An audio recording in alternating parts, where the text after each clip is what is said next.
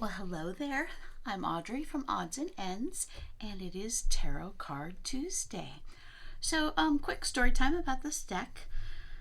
I've had it for a while. However, for some reason, or maybe I never got it, I don't know. They're slightly different.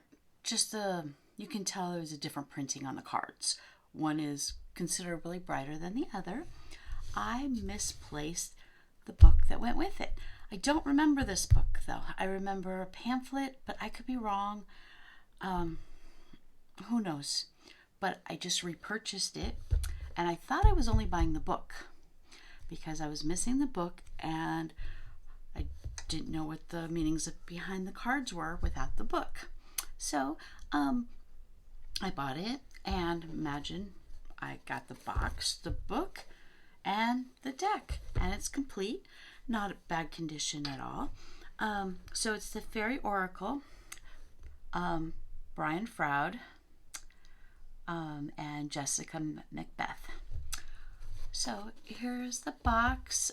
It originally was US $25, Canadian 37, and I still do see it on Amazon new. I think it's $25.10. Why we need the 10 cents, I don't know. But that was when I last looked. I bought the used copy for, I think it was $9 with shipping. So I was very happy to get that.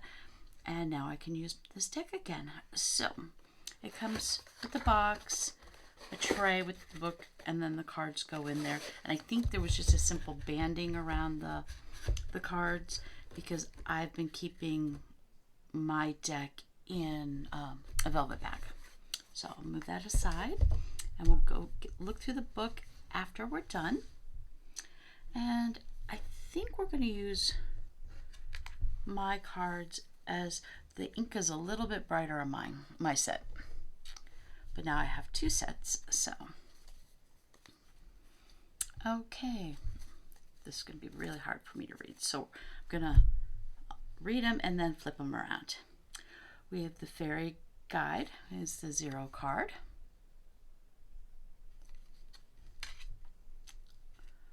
One is Unity.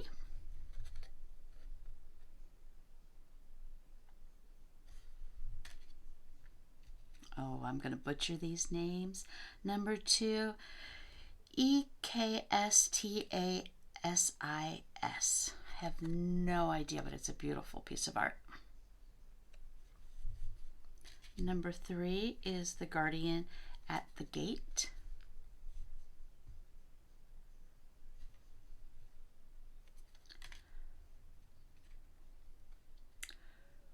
He of the Fairy Sword, number 4. Number 5 is She of the, oh my goodness, CRUACH is number 5.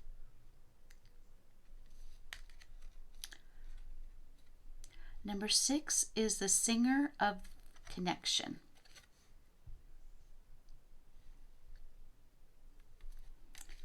Number 7 is the Singer of Intuition.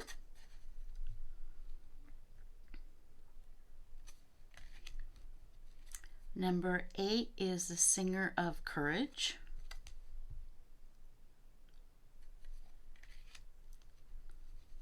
Number 9 is the Singer of INITIATON.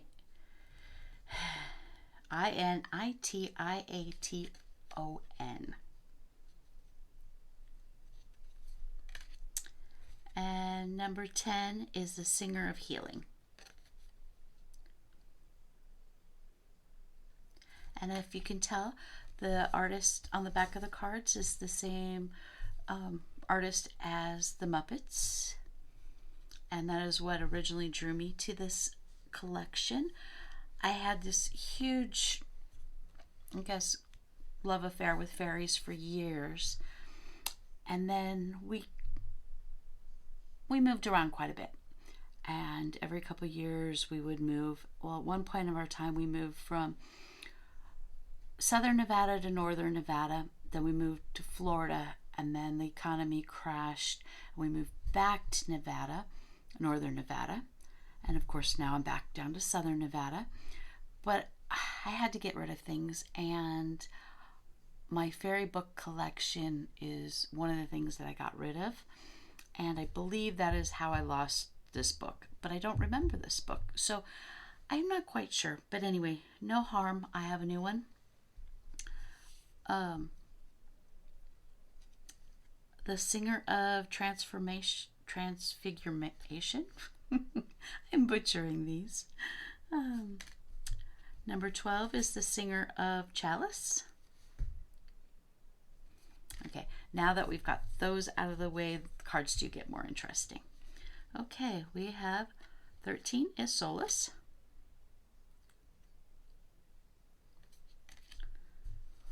14 is the Caden.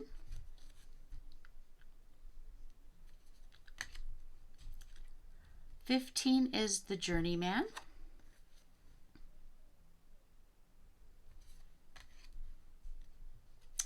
16 is the Bright Mother.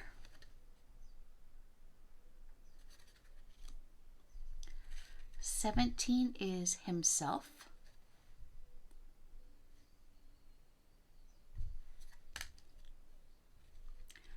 18 is the Lady of the Harvest. This has a lot going on in this card.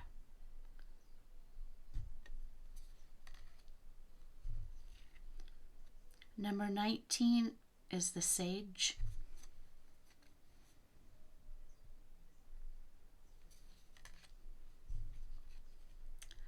20 is the Dark Lady.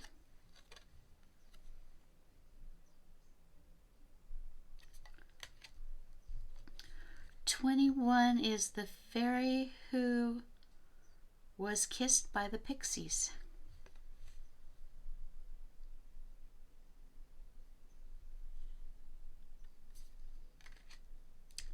Number 22 is the Master Maker.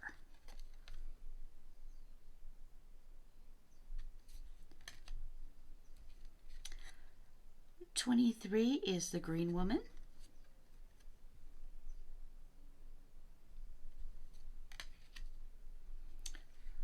24 is the Piper.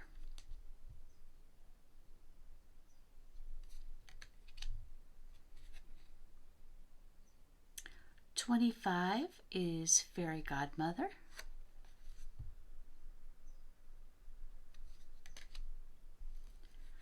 26 is Oh, That's Gnome.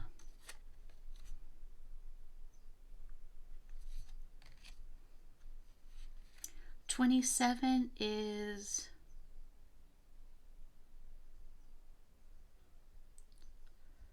Nellis the Alchemist.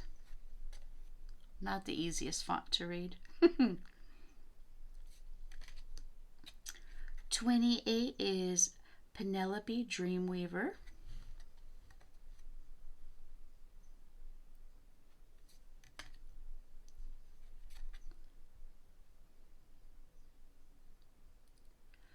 29 is Eom the Poet.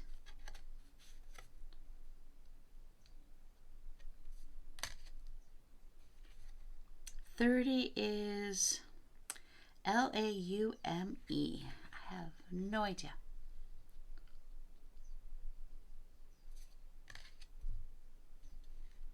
31 is the Undressing of a Salad.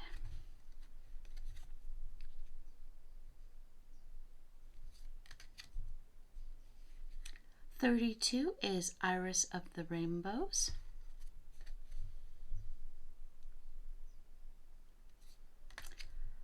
33 is Fairies of the Future.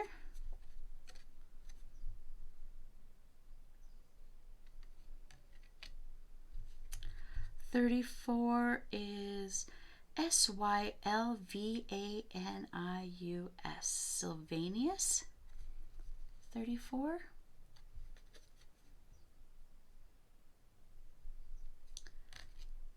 35 is the Fawn.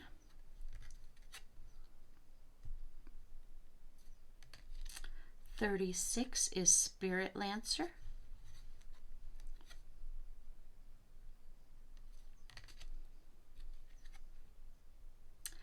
37 is Tobaria of the Waters. I think, like I said, the font is very curvy and very hard, and I'm sure if we'll read it in the book in regular font, we'll know for sure.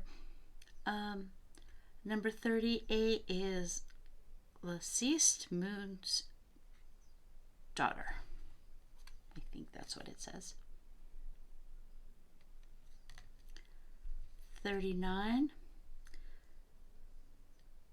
Lesguana.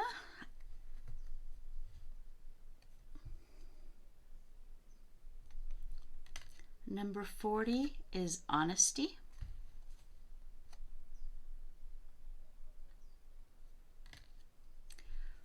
'41 is The Retrievers.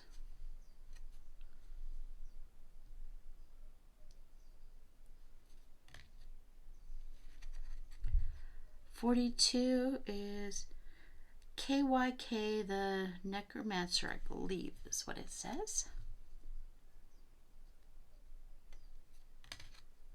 I know I bought this deck originally just for the artwork, not for the cards. This is 43. Griyu the... I have no idea.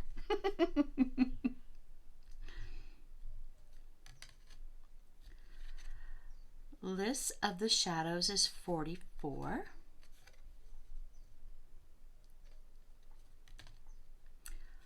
'45 is Talon the Symph, SYLPH.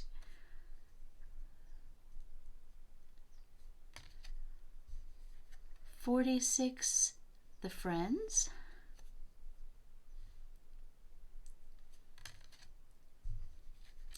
'47 is the Oak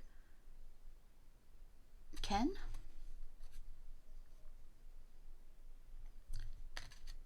'48 is a collective, I should say, of pixies.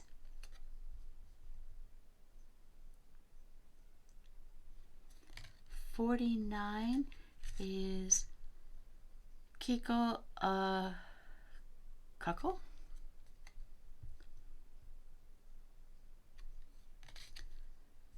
'50 Arval Parrots.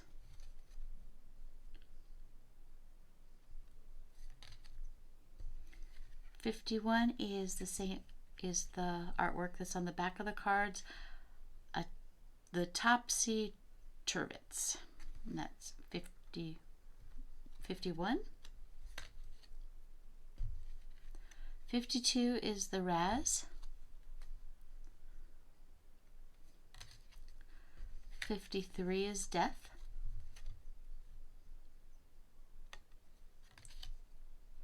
'54 is Epona's Wild Daughter.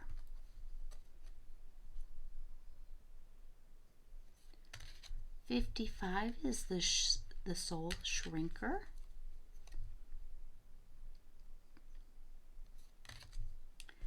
'56 is Gluminious Loom.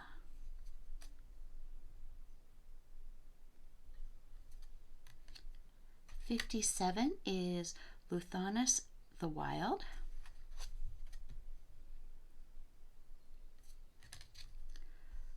'38 is Half the Fluter.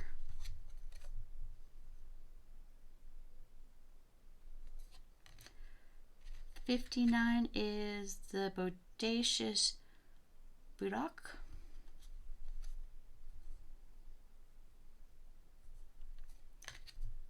'60 is The Look.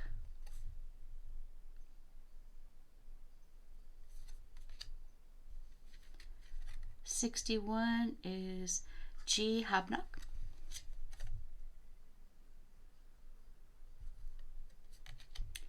'62 is the Glen Cloner.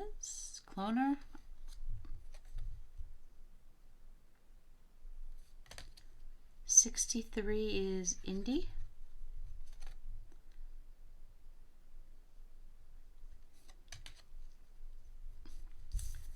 64 is GAWTCHAS.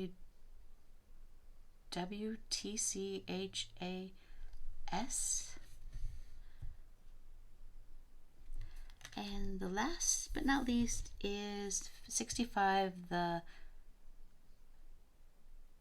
feline.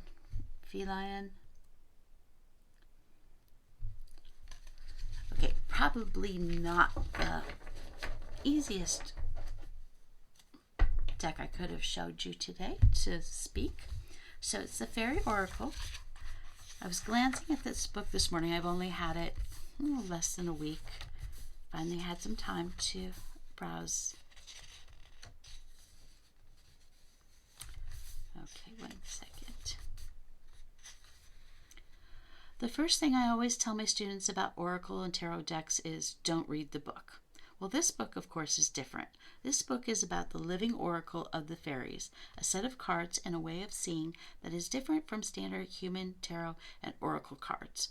Brian once began to paint a human tarot with a fairy on it, but that wasn't what the fairies wanted him to do. They wanted him to make their own oracle cards as nearly as he could without being able to paint in light instead of pigments.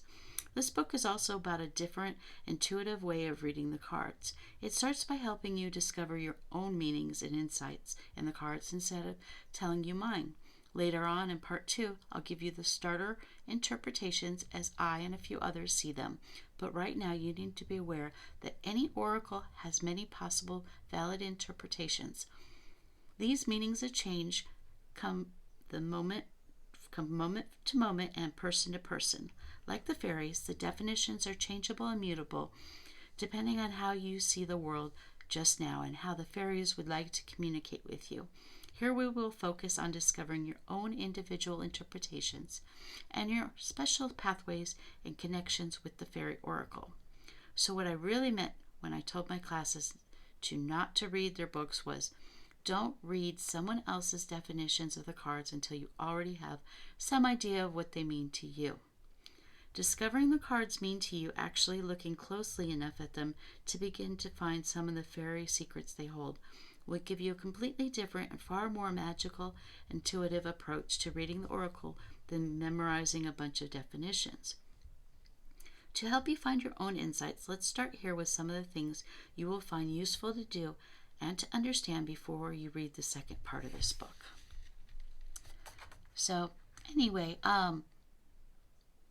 the first line is, first take a good look at your attitude. Are you really serious about this? Do you believe you need to work hard with the cards? And then they'll ask you some questions like, what is the emotional atmosphere of the card? Does it seem peaceful, happy, sad, loving, lonely, friendly? What else? What might the physical manifestations of this card symbols be in someone's life? Number 3 is, what do you see in the card symbols that might represent the card's mental characteristics? What are the spiritual characteristics of this card symbol? What do you find the most appealing about this card? Is there anything you find uncomfortable or unappealing about this card? Have you any other ideas or impressions of this card? So, and then it goes on. The wings of flying fairies are symbols of air, and their human or animal legs of earth. A shimmering, luminous quality of their fire aspect, the fluid aspect of shape-shifting represents the water. Thus, they make balanced connections among the 4 earthly elements and the 4 directions of the mystical winds. To all of these, however, they add magic of moonlight, the 5th fairy element.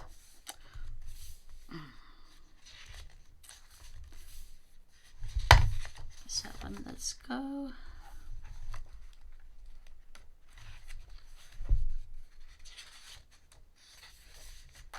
I won't bore you with all of this. And then it goes to the cards. They show each card and they talk about it a lot. The Bright Mother is card number 16. Creativity, nurturing, productivity, intimacy, and sheltering. She is the bright mother of us all and knows that all life, is a miracle.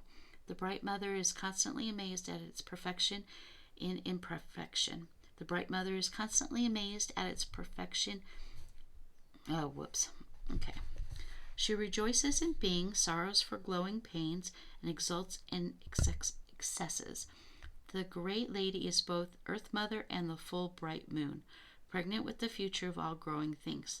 She feeds us and provides us with air, water, and shelter in an amazing, complex world. She sees to it that we are challenged enough to grow, but not so much to be overwhelmed. If we want more challenges than she provides, we have to give them to ourselves.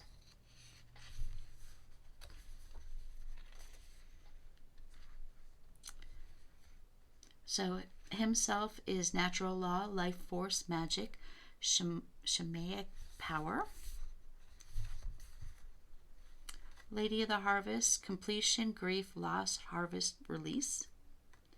And then, starting reading reverse on all the cards. It tells you something about the characters, what the card could mean, and it goes all over them. It's a very nice book. And then we have reading the Oracle for others. And then do we have more spreads? 5, 6, 5, 4, another 5.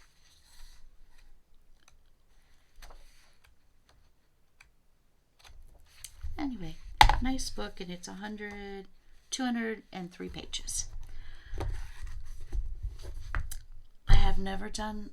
I don't recall ever doing a reading from this deck, so one of these days I will do readings. I need to get better at practicing shuffling the cards, but there you go, in case you were curious about it. Okay, have a wonderful Tuesday, and this is Audrey with Odds and Ends, and I'll see you on next Tarot Tuesday. Thank you. Bye.